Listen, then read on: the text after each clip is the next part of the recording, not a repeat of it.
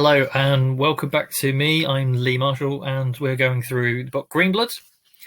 Previously, I unfortunately died trying to cross a bridge and got eaten by a river monster.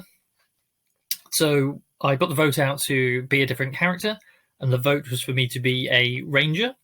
That made me think of Aragorn from Lord of the Rings. Meanwhile, I made a different friend think of Power Rangers, so our minds are in wildly different places.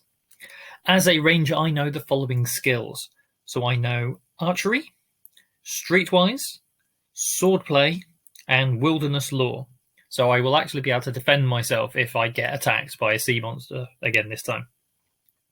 I have 11 life points, so I am healthier than the Sorcerer's Apprentice was, who only had 9. I have a longbow and a sword to actually use my archery and swordplay skills with. And I have 10 gold pieces, but I don't know how much money I'm going to need in a forest. We used 1 in the inn last time, so we shall see. So when I started off last time, I had the choice of, do I wait by the door and see better or step in and warm myself by the fire?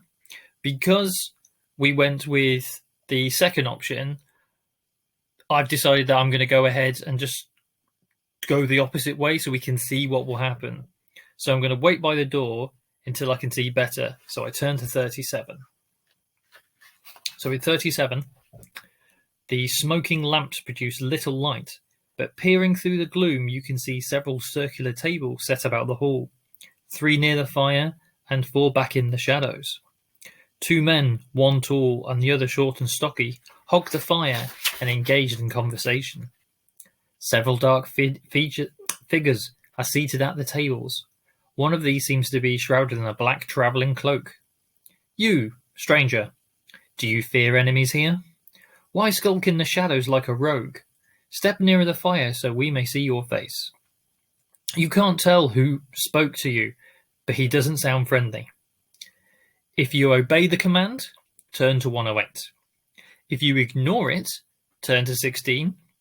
If you would rather leave the inn, turn to 117 or 117. Don't know why I said it like that. There's also a few times some teeny tiny art. So takes a full page. It's all very pure black and white art, apart from our lovely map, which I didn't actually think I showed first time round. So yeah, so what are we going to do? Do we step in?